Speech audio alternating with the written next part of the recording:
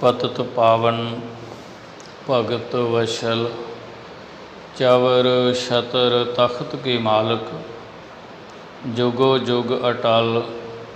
धन धन श्री गुरु ग्रंथ साहिब पातशाह जियां दी पावन पवित्र गोद विच अमृत वेले तो धन धन श्रोमणी भगत बाबा नामदेव जी भवन विखे पातशाह जियां दी पवित्र हजूरी विच जुड़ बैठे सतसंगी जनों,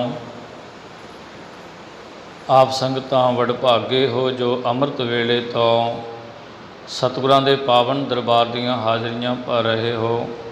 सतगुरां दी पवित्र बाणी नितनेम दे जाप सरवण कीते ने, अरदास विच शामिल हो करके सतगुरां दे हुक्मनामे सरवण कीते ने।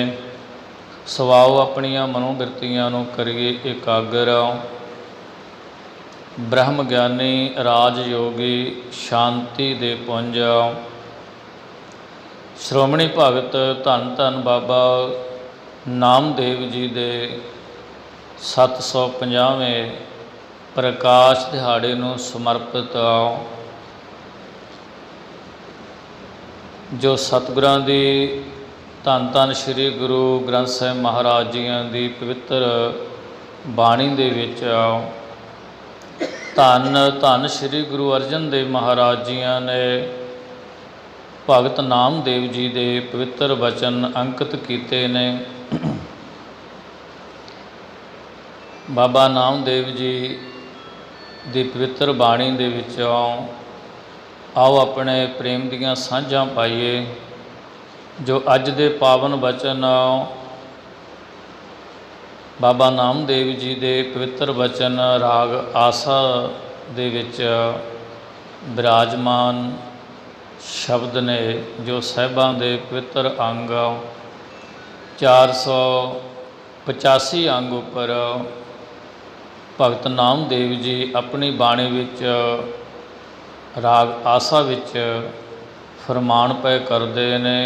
एक ओंकार सतगुरु प्रसाद, एक अकाल पुरख की प्रसाद कृपा द्वारा उस मालिक प्रभु दियां वडियाइयां गाईयां जांदियां ने। जदों वो कृपा करते हैं तां परमेश्वर दे नाल मेल हुंदा है। मन की एकाग्रता दे नाल जद भगत नामदेव जी उस मालिक प्रभु दे गुण गाउंदे ने ते बड़ियां रहमतां हुंदियां ने। भगत जी अपनी बाणी विच फरमान पै करते ने। आसा बाणी श्री नामदेव जी की, राग आसा दे विच भगत नामदेव जी दे पवित्र वचन ने। एक अनेक व्यापक पूरक जत देखो तत सोई। अपने स्वामी प्रीतम प्यारे नूं हाज़र नाज़र जानते हुए भगत नामदेव जी फरमान पै करते ने। एक अनेक व्यापक पूरक, एक रूप करता पुरख है ते अनेका रूपां दे विच संसार दे विच व्याप रहा है। संसार दे विच उस दा पसारा अनेका रूपां दे विच है, जो एक रूप हो के अनेका ही रूपां दे नाल वो संसार दे विच व्यापक है। जत देखो तत सोई। भगत जी कहते ने मैं जिथे भी देखदा हाँ कण कण दे विच उस दा स्वरूप है, उसदी जोत समा रही है। इबे बीठल उबे बीठल, बीठल बिन संसार नहीं। थान थनंतर नामा प्रणवै, पूर रहे हो तू सर्ब माही। सो ओ मालिक प्रभु स्वामी जी हर एक कण कण दे विच रमिया होया व्यापक पूरक है। माया चित्र विचित्र बेमोहता, विरला बूझै कोई। माया बड़े रंगां दे विच संसार नूं अपनी लपेट विच लै रही है। माया दे रंग बड़े चमकीले ने, बड़े मिठास वाले ने, बड़े रसां कसां दे विच माया दे ਬਚਿੱਤਰ ਮੂਰਤੀਆਂ ਦੇ ਵਿੱਚ ਮਨੁੱਖ ਘਿਰਿਆ ਹੋਇਆ ਹੈ, ਬੇਮੋਹਤ ਬੜੇ ਮੋਹਤ ਵਿੱਚ ਆ ਕਰਕੇ ਸੰਸਾਰ ਦੇ ਲੋਕ ਮਾਇਆ ਦੇ ਰੰਗਾਂ ਦੇ ਵਿੱਚ ਖਚਿਤ ਹੋ ਗਏ ਨੇ ਅਤੇ ਪ੍ਰਭੂ ਨੂੰ, ਪਰਮੇਸ਼ਰ ਨੂੰ ਭੁੱਲ ਗਏ ਨੇ। ਅਤੇ ਵਿਰਲਾ ਹੀ ਕੋਈ ਇਸ ਦੀ ਸਾਰ ਜਾਣਦਾ ਹੈ ਜੋ ਪਰਮੇਸ਼ਰ ਦੇ ਰੰਗ ਵਿੱਚ ਰਤਾ ਹੈ। ਬਿਰਲਾ ਬੁਝੈ ਕੋਈ, ਸਭ ਗੋਬਿੰਦ ਹੈ, ਸਭ ਗੋਬਿੰਦ ਹੈ, ਗੋਬਿੰਦ ਬਿਨ ਨਹੀਂ ਕੋਈ। ਗੋਬਿੰਦ ਹਨੇਰੇ ਵਿੱਚ ਪ੍ਰਕਾਸ਼ ਕਰਨ ਵਾਲਾ ਉਹ ਗੋਬਿੰਦ ਅਕਾਲ ਪੁਰਖ ਹਰ ਇੱਕ ਕਣ ਕਣ ਦੇ ਵਿੱਚ ਰਮਿਆ ਹੋਇਆ ਹੈ, ਹਰ ਇੱਕ ਪਰਿਪੂਰਨ ਉਹ ਵਿਆਪਕ ਹੈ। ਸਭ ਗੋਬਿੰਦ ਹੈ, ਸਭ ਗੋਬਿੰਦ ਹੈ, ਸਭ ਦੇ ਵਿੱਚ ਉਸ ਗੋਬਿੰਦ ਦੀ ਜੋਤ ਹੈ। ਗੋਬਿੰਦ ਬਿਨ ਨਹੀਂ ਕੋਈ, ਉਸ ਪ੍ਰਭੂ ਪਰਮੇਸ਼ਰ ਤੋਂ ਬਿਨਾਂ ਕੋਈ ਵੀ ਜਗ੍ਹਾ ਖਾਲੀ ਨਹੀਂ ਜਿੱਥੇ ਉਹ ਨਾ ਹੋਵੇ। ਪਰ ਜਿਨ੍ਹਾਂ ਨੂੰ ਗਿਆਨ ਦਾ ਪ੍ਰਕਾਸ਼ ਹੈ, ਗਿਆਨ ਦੇ ਨੇਤਰਾਂ ਦੇ ਨਾਲ ਉਸ ਦੇ ਦਰਸ਼ਨ ਹੁੰਦੇ ਨੇ।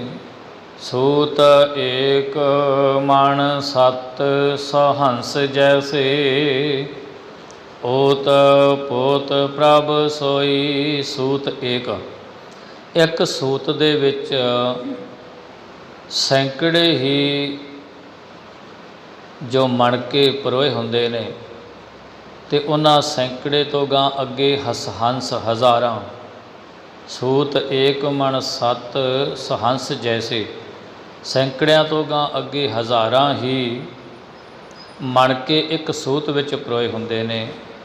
ਮਣਕੇ ਅਣਗਿਣਤ ਨੇ ਪਰ ਸੂਤ ਇੱਕ ਹੈ।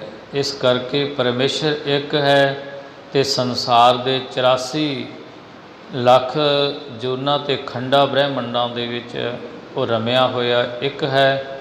ਜਿਸ ਤਰ੍ਹਾਂ ਇੱਕ ਬੀਜ ਦਈਏ ਅਤੇ ਉਹ ਇੱਕ ਰੁੱਖ ਬਣ ਜਾਂਦਾ ਹੈ ਅਤੇ ਰੁੱਖ ਨੂੰ ਫਿਰ ਉਸ ਜਦ ਫਲ ਲੱਗਦਾ ਹੈ ਤਾਂ ਇੱਕ ਫਲ ਦੇ ਵਿੱਚ ਸੈਂਕੜਿਆਂ ਦੇ ਹਿਸਾਬ ਦੇ ਨਾਲ ਉਹ ਬੀਜ ਵਿੱਚ ਸਮਾਏ ਹੁੰਦੇ ਨੇ। ਇਸ ਕਰਕੇ ਇੱਕ ਬੀਜ ਤੋਂ ਉਹ ਹਜ਼ਾਰਾਂ ਬੀਜਾਂ ਦੇ ਵਿੱਚ ਆਪ ਹੀ ਰਮ ਰਿਹਾ ਹੈ। ਓਤ ਪੋਤ ਪ੍ਰਭ ਸੋਈ। ਜਿਸ ਤਰ੍ਹਾਂ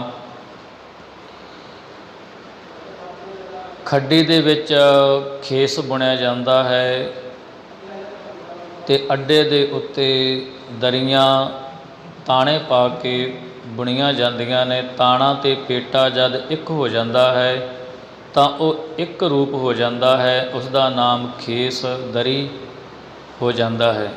ਇਸ ਕਰਕੇ ਪਰਮੇਸ਼ਰ ਜੀ ਹਰ ਇੱਕ ਕਣ ਕਣ ਦੇ ਵਿੱਚ ਉਸ ਦੀ ਜੋਤ ਹੈ। ਜਿਸ ਤਰ੍ਹਾਂ ਤਾਣਾ ਅਤੇ ਪੇਟਾ ਰਲ ਕੇ ਇੱਕ ਹੋ ਜਾਂਦਾ ਹੈ।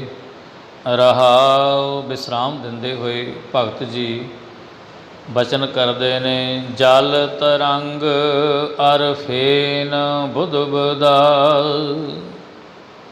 ਸਮੁੰਦਰ ਦਰਿਆ ਦੇ ਵਿੱਚ ਜਲ ਦਾ ਇੱਕ ਰੂਪ ਹੈ ਅਤੇ ਉਸ ਵਿੱਚ ਅਨੇਕਾਂ ਹੀ ਤਰੰਗਾਂ ਲਹਿਰਾਂ ਉਪਜਦੀਆਂ ਨੇ ਅਤੇ ਉਹੀ ਜਲ ਜਦ ਕਿਸੇ ਝਰਨੇ ਦੇ ਰੂਪ ਦੇ ਵਿੱਚ ਧਰਤੀ ਉੱਪਰ ਡਿੱਗਦਾ ਹੈ ਤਾਂ ਜਿੱਥੇ ਡਿੱਗਦਾ ਹੈ ਉੱਥੇ ਫੇਨ ਇੱਕ ਝੱਗ ਦਾ ਰੂਪ ਬਣ ਜਾਂਦਾ ਹੈ। ਪਰ ਜਲ ਇੱਕ ਹੈ, ਉਸਦੇ ਰੂਪ ਬੜੇ ਨੇ। ਤਰੰਗਾਂ ਦੇ ਵਿੱਚ ਵੀ ਜਲ ਹੈ, ਫੇਨ ਉਸ ਝੱਗ ਦੇ ਵਿੱਚ ਵੀ ਉਹ ਜਲ ਸਮਾਇਆ ਹੋਇਆ ਹੈ। ਜਲ ਤਰੰਗ ਅਰ ਫੇਨ ਬੁੱਧ ਬਦਾ। ਜਦ ਉਸ ਟਿਕੇ ਹੋਏ ਜਲ ਦੇ ਵਿੱਚ ਆਕਾਸ਼ ਤੋਂ ਕਣੀਆਂ ਪੈਂਦੀਆਂ ਨੇ, ਮੀਂਹ ਵਰਸਦਾ ਹੈ ਤਾਂ ਅਣਗਿਣਤ ਬੁੱਧ ਬੁੱਧੇ ਉਪਜਦੇ ਨੇ। ਫਿਰ ਵੀ ਜਲ ਇੱਕ ਹੈ ਅਤੇ ਬੁੱਧ ਬੁੱਧਿਆਂ ਦੇ ਅਨੇਕਾਂ ਰੂਪਾਂ ਦੇ ਵਿੱਚ ਉਹ ਇੱਕ ਰਸ ਹੋ ਕੇ, ਜਿਸ ਤਰ੍ਹਾਂ ਜਲ ਤਰੰਗਾਂ ਦੇ ਵਿੱਚ ਅਤੇ ਉਸ ਫੇਨ ਝੱਗ ਦੇ ਵਿੱਚ ਅਤੇ ਬੁੱਧ ਬੁੱਧਿਆਂ ਦੇ ਵਿੱਚ ਇੱਕ ਰੂਪ ਹੈ। ਤੇ ਜਲ ਤੇ ਭਿੰਨ ਨਾ ਹੋਈ, ਇਸ ਕਰਕੇ ਉਹ ਵੱਖਰਾ ਨਹੀਂ ਹੋ ਸਕਦਾ। ਸੰਸਾਰ ਦੇ ਵਿੱਚ ਇੱਕ ਰੂਪ ਹੋ ਕੇ ਸਾਰੇ ਸੰਸਾਰ ਵਿੱਚ ਵਰਤ ਰਿਹਾ ਹੈ।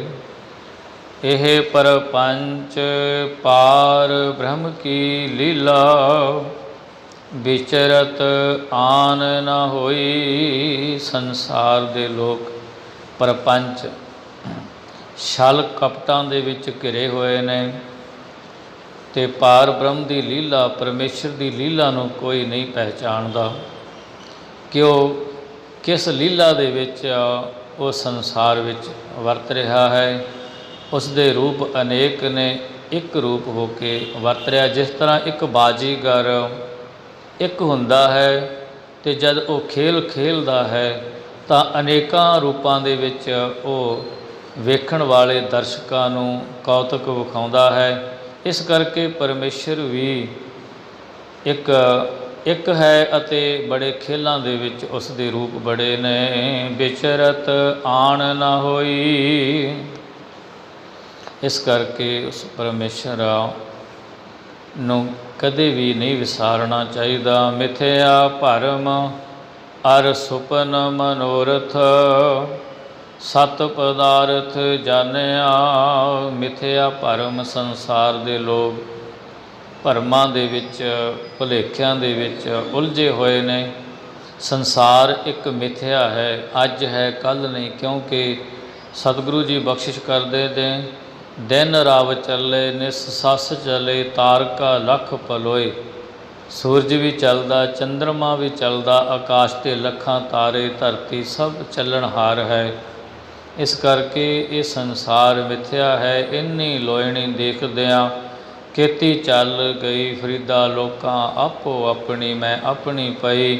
ਇਸ ਕਰਕੇ ਜੋ ਸਾਡੀਆਂ ਅੱਖਾਂ ਦੇਖ ਰਹੀਆਂ ਨੇ ਇਹ ਸਭ ਨਾਸਵੰਤ ਮਿਥਿਆ ਹੈ।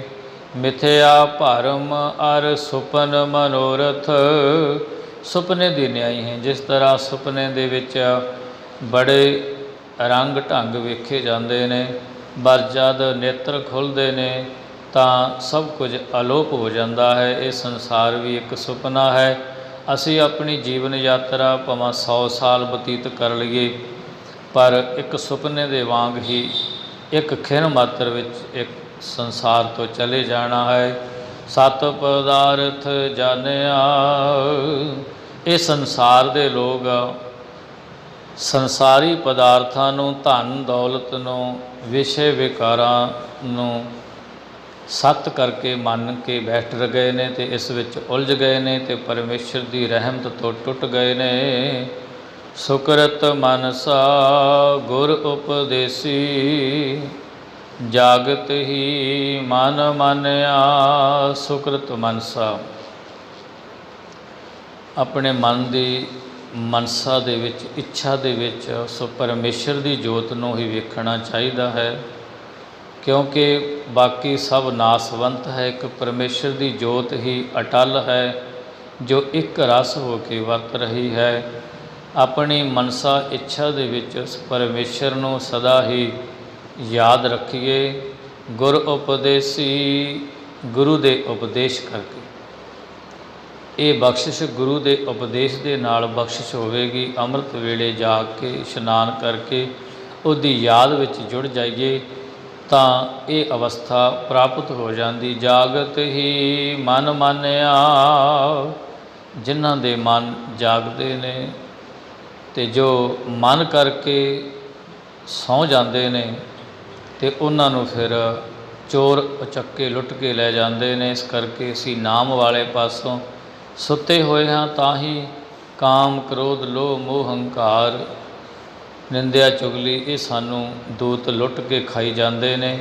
ਜੋ ਨਾਮ ਕਰਕੇ ਜਾਗਦੇ ਨੇ ਉਹ ਪਰਮੇਸ਼ਰ ਦੇ ਹਾਜ਼ਰ ਨਾਜ਼ਰ ਨੇ। ਕਹਿਤ ਨਾਮ ਦਿਓ ਹਰ ਕੀ ਰਚਨਾ, ਦੇਖੋ ਹਿਰਦੇ ਵਿਚਾਰੀ। ਭਗਤ ਨਾਮਦੇਵ ਜੀ ਆਪਣੇ ਇਸ ਬਚਨ ਵਿੱਚ ਫਰਮਾਨ ਪੈ ਕਰਦੇ ਨੇ, ਕਹਿਤ ਨਾਮ ਦਿਓ ਹਰ ਕੀ ਰਚਨਾ। ਹੈ ਭਾਈ, ਸੰਸਾਰ ਦੇ ਲੋਗੋ, ਉਸ ਹਰੀ ਪਰਮੇਸ਼ਰ ਦੀ ਰਚਨਾ ਨੂੰ ਦੇਖੋ। ਉਸਨੇ ਸੰਸਾਰ ਪੈਦਾ ਕੀਤਾ, ਫਿਰ ਪੈਦਾ ਕਰਕੇ ਸਭ ਦੀ ਪ੍ਰਤਿਪਾਲਣਾ ਵਾਸਤੇ ਧਰਤੀ ਦੇ ਵਿੱਚੋਂ ਹੀ ਸਭ ਪਦਾਰਥ ਪ੍ਰਾਪਤ ਹੁੰਦੇ ਨੇ। ਇਸ ਕਰਕੇ ਆਪਣੇ ਮਨ ਵਿੱਚ, ਹਿਰਦੇ ਵਿੱਚ ਵਿਚਾਰ ਕਰੀਏ ਕਿ ਉਸ ਪਰਮੇਸ਼ਰ ਦੀ ਲੀਲਾ, ਉਹਦੇ ਕੌਤਕ ਬੜੇ ਅਚਰਜ ਨੇ। ਉਹਦੇ ਗੁਣ ਗਾਉਂਦੇ ਰਹੀਏ, ਸ਼ੁਕਰਾਨਾ ਕਰੀਏ। ਘਟ ਘਟ ਯੰਤਰ ਸਰਬ ਨਿਰੰਤਰ, ਕੇਵਲ ਏਕ ਉਮਰ। ਇਹ ਪਾਵਨ ਬਚਨ ਭਗਤ ਨਾਮਦੇਵ ਜੀਆਂ ਦੀ ਪਵਿੱਤਰ ਰਸਨਾ ਤੋਂ ਉਚਾਰਨ ਹੋਏ ਅੰਮ੍ਰਿਤ ਬਚਨ, ਜੋ ਅੰਮ੍ਰਿਤ ਵੇਲੇ ਦੇ ਦਰਬਾਰ ਵਿੱਚ ਆਪ ਸੰਗਤਾਂ ਨੇ ਬਚਨ ਸਰਵਣ ਕੀਤੇ ਨੇ। ਸਤਿਗੁਰੂ ਜੀ ਕਿਰਪਾ ਕਰਨ, ਸਰਬੱਤ ਸੰਗਤ ਦੀ ਹਾਜ਼ਰੀ ਦਰ ਪ੍ਰਵਾਨ ਕਰਨ, ਕਦਮ ਕਦਮ ਲੇਖੇ ਲਾਉਣ ਦਰੋਂ ਘਰੋਂ ਗੁਰ ਸਿੱਖੀ ਸਿਦਕ ਭਰੋਸੇ ਬਖਸ਼ ਕੇ ਨਿਹਾਲ ਕਰਨ। ਵਡਭਾਗੇ ਹੋ ਜੋ ਅੰਮ੍ਰਿਤ ਵੇਲੇ ਤੋਂ ਗੁਰੂ ਦਰਬਾਰ ਵਿੱਚ ਜੁੜ ਬੈਠੇ ਹੋ।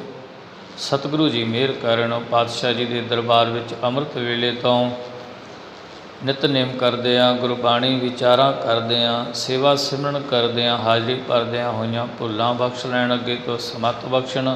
ਲੇਖੇ ਕਤੇ ਨ ਛੋਟੀਐ, ਖਿਨ ਖਿਨ ਭੁੱਲਣ ਹਾਰ, ਬਖਸ਼ਣ ਹਾਰ ਬਖਸ਼ ਲੈ ਨਾਨਕ ਪਾਰ ਉਤਾਰ। ਆਓ ਸਤਿਗੁਰਾਂ ਦਾ